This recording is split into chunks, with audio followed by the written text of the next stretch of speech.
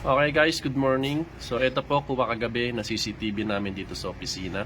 So sa mga hindi naniniwala sa kababalaghan, so ito po ang isang evidence. Ayun po, may dumaan na bata papunta sa tricycle. Uulitin po natin. Tingnan nyo guys ha.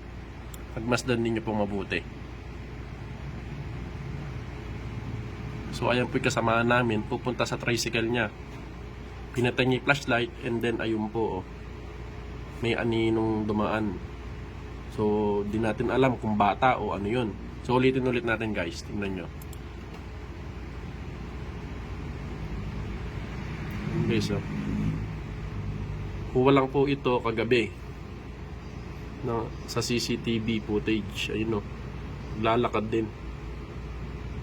So, sa mga hindi po naniniwala, ayan po ay isang evidence, no? So, ngayon, first time ko lang din makakita ng ganyan. Klaseng nilalang. At ngayon, pagmasdan nyo din guys, ayan po ang full video nya.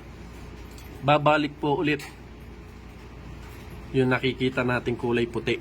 Makabili niya na kasi siya eh. Ayun guys, oh, naglalakad din, oh. Packet naman po. Kita nyo guys. So, sa mga hindi po naniniwala, bahala po kayo.